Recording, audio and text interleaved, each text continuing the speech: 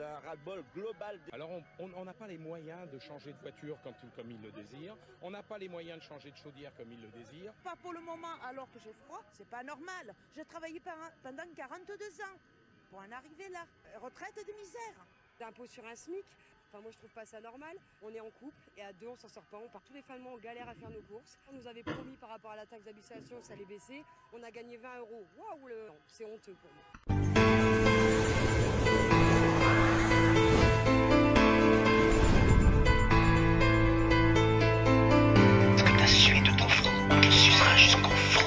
Salut à tous, c'est Ami Négociateur, j'espère que vous allez bien, je suis très heureux, très content de vous retrouver sur ma chaîne YouTube. Aujourd'hui une vidéo spéciale Gilets jaunes, spéciale revendication, mais également spéciale raison de la colère et spéciale explication. Je pense qu'il est temps aujourd'hui que l'ensemble des citoyens français prennent conscience de la gravité des choses et surtout de l'origine de la contestation des Gilets jaunes. Il est temps que le peuple français découvre ce qui nous est caché, rendre compte de tous les privilèges qu'ont la plupart des élus et de la classe politique française, alors que dans le même temps, les Français aujourd'hui ont du mal à joindre les deux bouts, à honorer leurs factures, à payer leur loyer et tout simplement à vivre.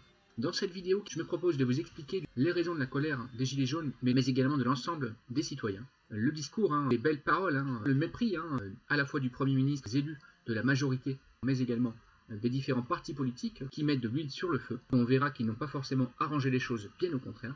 En troisième partie, je vous propose de nous concentrer sur les privilèges avant aujourd'hui les élus français, les députés, les sénateurs, les ministres, les maires, présidents d'agglomération, présidents de région, les secrétaires d'État, le président de la République.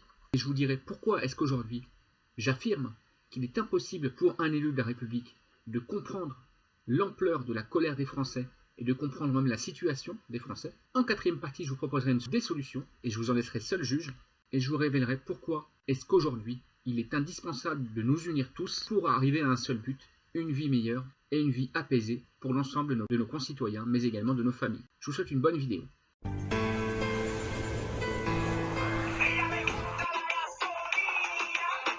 Souvenez-vous, il y a un mois et demi, tout est parti de là. Tout est parti d'un constat. Le prix du carburant devient insupportable. Et puis il y a eu un questionnement. À quoi correspond le prix du litre? Et on s'est aperçu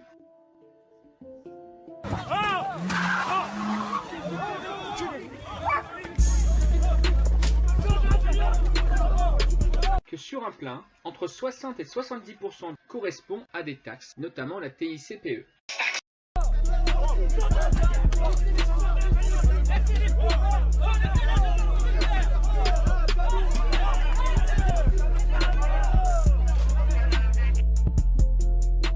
Est-ce que ça va à l'écologie?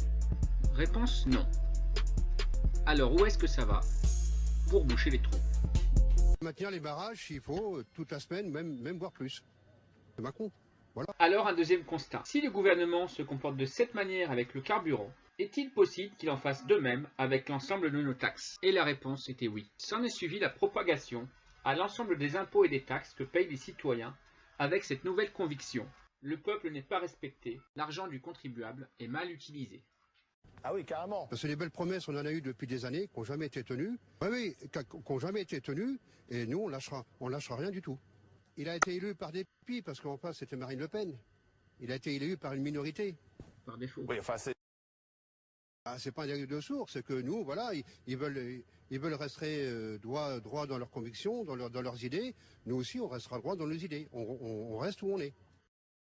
J'ai décidé de fermer mon commerce parce que je pense que c'est très important de pouvoir rendre au peuple son plein droit et libérer la parole du peuple par le prix des carburants et pas que, parce que les gens n'en peuvent plus. C'est ça? C'est la goutte qui fait déborder le réservoir effectivement, et c'est surtout le fait que les gens avant, au 25 du mois, ils n'arrivaient pas à clôturer le mois et maintenant c'est au 15 du mois, donc c'est insoutenable pour la plupart des Français. Je suis commerçante et j'ai beaucoup de frais de déplacement et effectivement ça pèse beaucoup dans la balance. On ne peut pas répercuter ça sur le prix des produits qu'on peut vendre aux clients, quoi. Donc c'est pour notre poire comme d'habitude. Je pense que la plupart vont le faire, alors d'autres non, parce que après on a un peu sa conscience aussi pour soi, et puis c'est pas forcément le consommateur qui doit être coupable de ça, parce qu'il est déjà bien imputé par ça. Mais malheureusement, je pense qu'effectivement beaucoup de produits, et notamment des produits de première nécessité, dont la plupart des personnes ont besoin, vont effectivement augmenter à cause de ça. Parfois, il y a eu des accrochages, des violences, de graves accidents aussi. Un en notamment avec une femme gilet jaune qui a été écrasée par Lionel Top en direct d'Arras sur le terrain avec Clémence Larocque. Christophe, on n'assiste pas à l'heure qui change la nature, ça en change les conséquences, l'avenir? Oui, deux particularités. Effectivement, l'aspect territorial, provincial, j'allais dire, est très frappant parce que jusqu'à présent, c'est peut-être en train de changer dans les minutes qu'on vient de voir, il n'y avait rien à Paris, ou quasiment rien. Oui, je me suis tenu informé à la fois avec le ministre de l'Intérieur, qui lui suivait depuis la place Beauvau l'évolution des manifestations, et puis j'ai regardé la télévision. Voilà, et on en arrive donc maintenant à la deuxième partie, c'est le mépris. Le mépris tout simplement qui est affiché actuellement par l'ensemble de la classe politique, mais de manière bien plus importante par le gouvernement mené par Édouard Philippe et par le président de la République. Mépris de la part du président, puisqu'il semble que Emmanuel Macron n'ait plus en tête les conditions très particulières de son accession à la présidence de la République, à savoir une élection par défaut. Ça vous a pas ennuyé dans la loi El Khomri d'effondrer en milieu professionnel? Vous êtes parti parce que vous n'avez pas voulu l'assumer, mais c'est la loi Macron. Le candidat du pouvoir d'acheter la France, la dépecer. Une élection en pis-aller, puisque je vous rappelle qu'en face, il y avait Marine Le Pen. Donc on a affaire à un président de la République qui semble avoir oublié un petit peu vite que la majorité des Français n'ont pas voté pour son programme, mais plutôt voté contre celui de Marine Le Pen, et donc contre la sortie de l'euro. Mépris également, puisqu'il avait quand même promis de réformer et de rénover les institutions de manière à rétablir une justice et une équité, faire donc disparaître une grande partie des inégalités et des privilèges. Force est de constater qu'aujourd'hui, ça n'a pas été fait. Mépris ensuite du gouvernement, des ministres bien évidemment, et de son chef, j'ai nommé Édouard Philippe. Le monsieur Édouard Philippe dit à qui veut l'entendre qu'il entend, que disent les Français. On peut par contre se demander s'il écoute réellement. Entendu. Un mépris puisque Édouard Philippe affiche clairement que la feuille de route ne changera pas et que les taxes, notamment sur le carburant, mais on va voir ensemble que les taxes également sur les assurances vont également augmenter en janvier 2019. Le week-end prochain, le mouvement reprend, il n'y aura pas de mesures concrètes de baisse de ces taxes qu'il réclame. Je n'en change pas. Mépris de la part des élus, et notamment des élus de la majorité, La République En Marche, puisque toutes ces personnes, après nous avoir promis, main sur le cœur, qu'ils allaient tout réformer, qu'ils allaient supprimer les inégalités, et qu'ils allaient enfin faire le ménage et s'occuper du pouvoir d'achat des citoyens, semblent avoir oublié bien vite leurs belles promesses, aussitôt qu'ils ont trouvé une bonne place bien au chaud à l'Assemblée nationale. Mépris, enfin, de la part de toute la classe politique, et notamment de l'opposition, puisqu'on les voit défiler sur les chaînes de télévision, sur les plateaux de télévision, en répétant à qui veut l'entendre que la seule revendication des Gilets jaunes, c'est l'augmentation des taxes sur le carburant. C'est un mensonge, c'est une distorsion de la réalité, c'est bien ignorer la colère profonde de l'ensemble des citoyens. Ils les montrent du doigt, eux politiques, eux élus, eux classes de privilégiés, et les accusent de bénéficier indûment de privilèges honteux pour un pays comme la France. Le mépris donc de toute la classe politique, qui ne veut pas relayer l'information, selon laquelle le principal problème à aujourd'hui, c'est les inégalités, les privilèges des élus et de la classe politique, et le blocage complet, le verrouillage complet du système institutionnel, puisqu'on a affaire à des élus qui ne jouent plus le rôle apparemment de contre-pouvoir, mais qui bien au contraire constituent l'antichambre des soupirants au trône présidentiel et à défaut un repère pour les lobbies. Le mépris est très grave.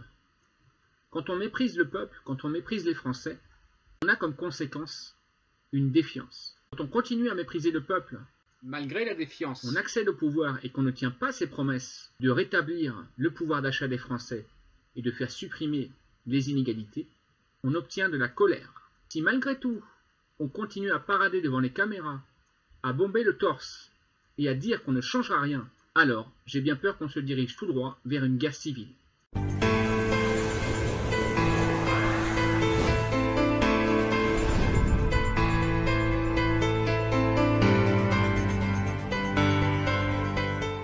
Cette troisième partie, on va aborder en détail, comme promis, les privilèges, les revenus, les salaires, mais également les à côté de la classe politique française, en commençant par le plus haut sommet de l'État, c'est-à-dire le président de la République.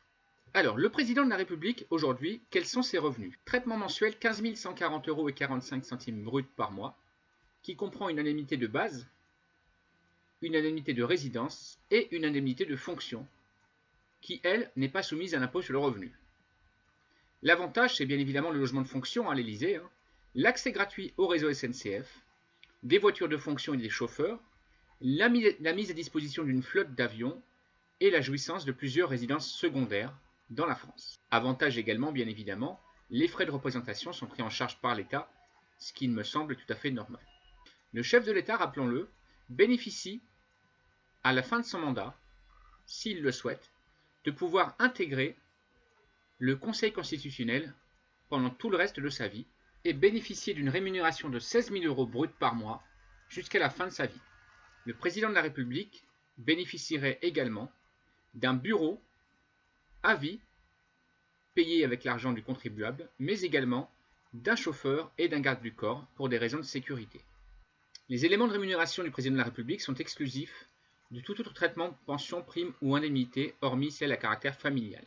Le Premier ministre, traitement mensuel 15 140 €, qui comprend une indemnité de base, une indemnité de résidence et une indemnité de fonction non imposable.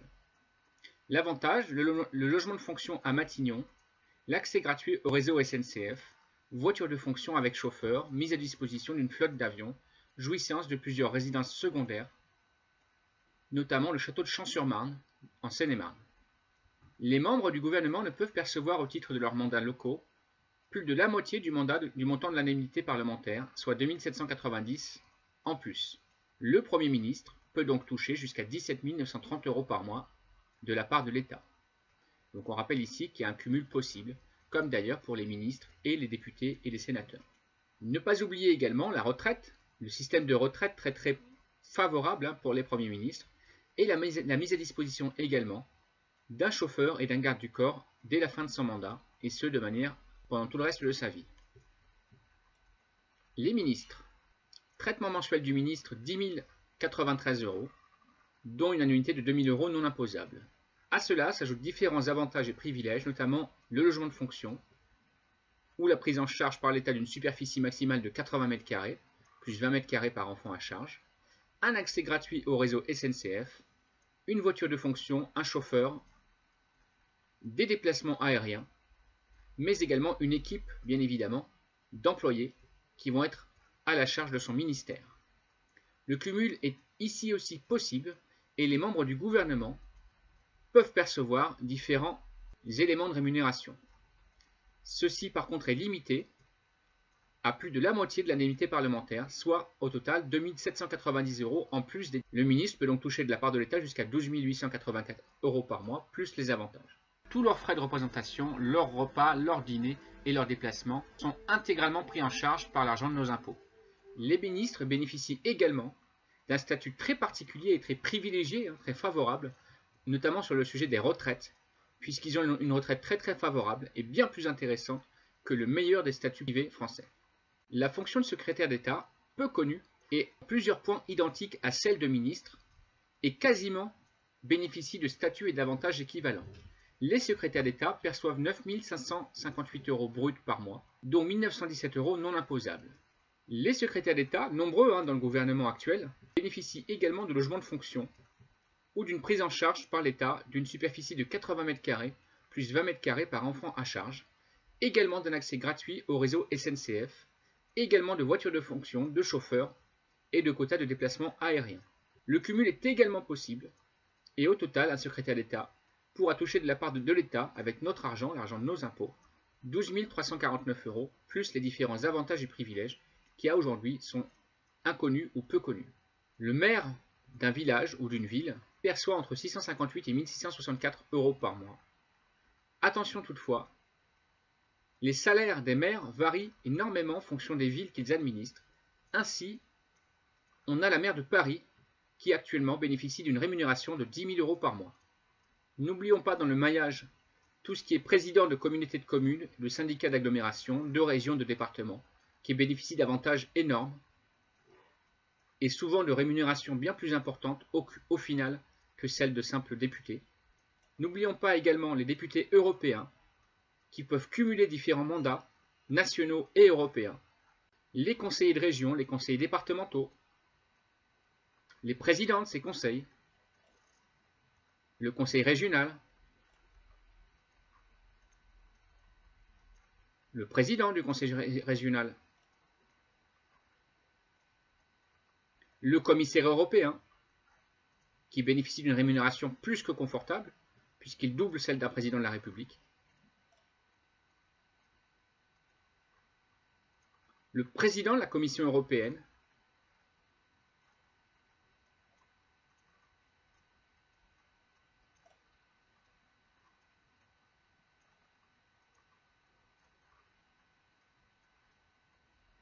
le président du Conseil européen,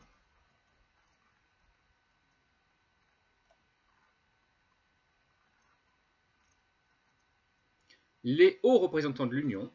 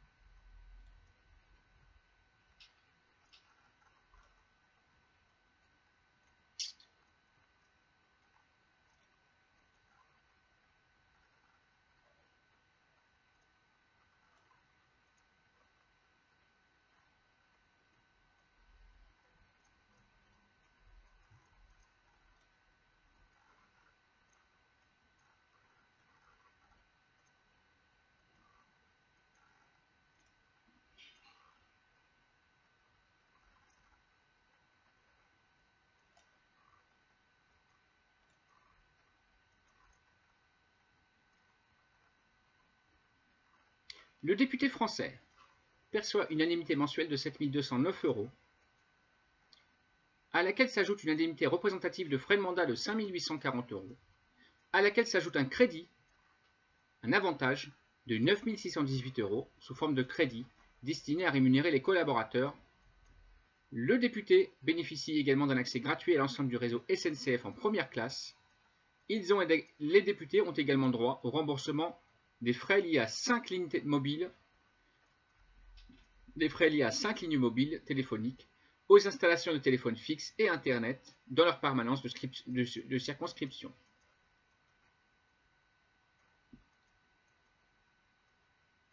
Les députés peuvent également cumuler leur mandat et dépasser cette rémunération de 2 799 € supplémentaires, ce qui les porte à environ 15 000 € de rémunération, plus différents avantages et privilèges. Les députés bénéficient d'un système de retraite très avantageux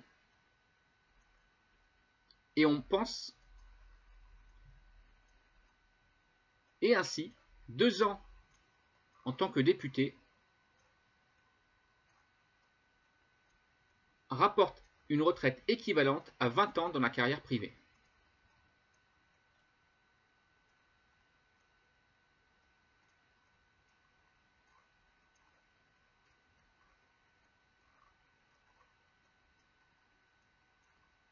Le sénateur, qui est le frère jumeau du député, bénéficie des mêmes avantages, peu ou prou, avec quelques différences, mais qui ne varient qu'infiniment, mais qui ne varient que très peu.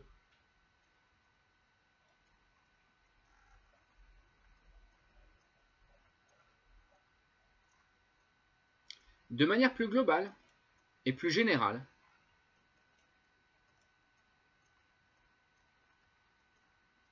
il faut garder à l'esprit que ces montants ne sont que des montants approximatifs et qu'il ne faut surtout pas oublier d'ajouter à tous ces montants les privilèges, les avantages, les rémunérations diverses et variées qui sont encore aujourd'hui cumulables et cumulées par bon nombre de cette classe politique. N'oublions enfin jamais, mais c'est valable pour toutes les professions, qu'on ne peut pas être au courant de toutes les rémunérations encore à ce jour occultes ou difficilement consultables. Pour ces raisons, et au vu de l'immense somme d'argent que tous ces avantages de tous ces élus représentent sur le peuple français, il est temps de réformer le statut et les privilèges de la classe politique française.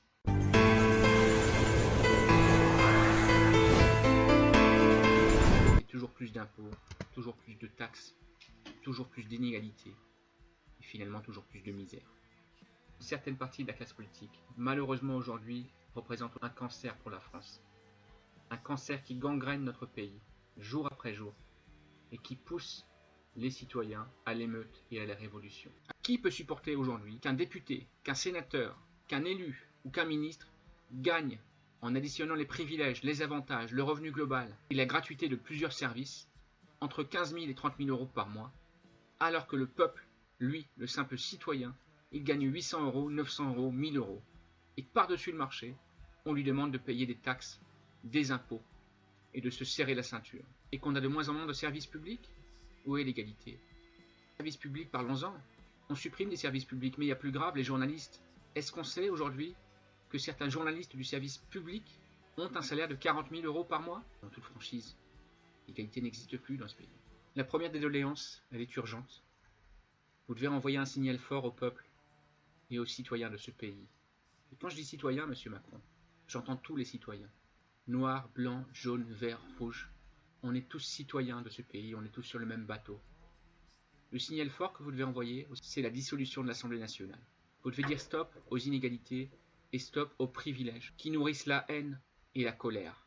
Vous en avez le pouvoir, les institutions le prévoient. Vous devez envoyer ce signal, mais à condition derrière d'enclencher une remise à plat de tous les privilèges et de tous les statuts, de tous les avantages, mais également des salaires et traitements du personnel politique dans sa globalité, du petit maire de canton jusqu'à votre statut, à vous, Monsieur le Président, ainsi que celui de la Première Dame. Vous devez avoir le courage de faire cet acte par ordonnance, parce que bien évidemment que les élus ne se laisseront pas faire. On sait très bien dans ce pays que les députés votent les lois qui concernent les députés. Personne ne peut penser aujourd'hui qu'un député va voter une loi qui va diminuer son train de vie. C'est impossible, monsieur, c'est à vous d'agir. Faites-le maintenant.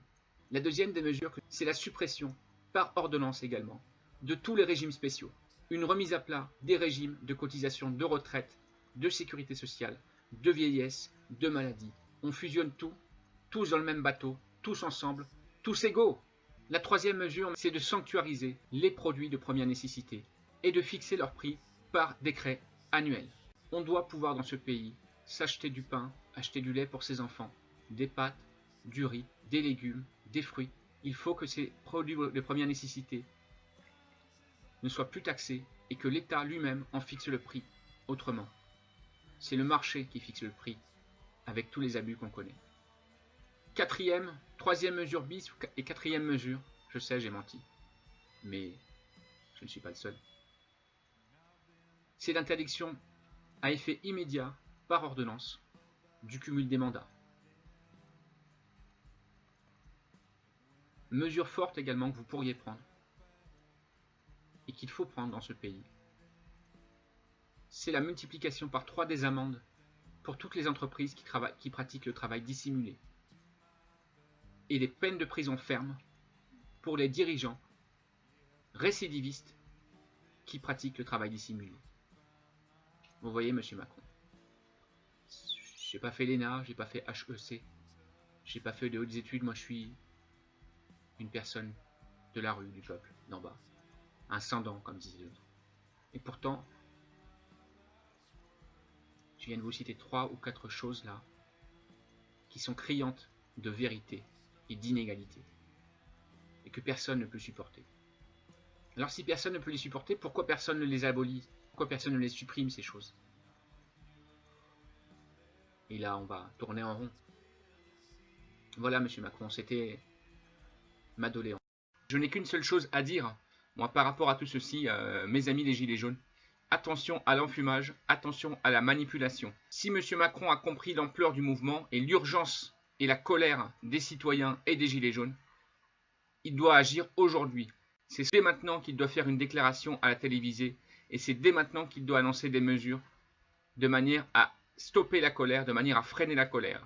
Les mesures qu'il doit annoncer, c'est la dissolution de l'Assemblée nationale, l'abolition des privilèges et la diminution des taxes sur le carburant, sur le pouvoir d'achat, sur les produits de première nécessité, sur les assurances et bien d'autres choses encore.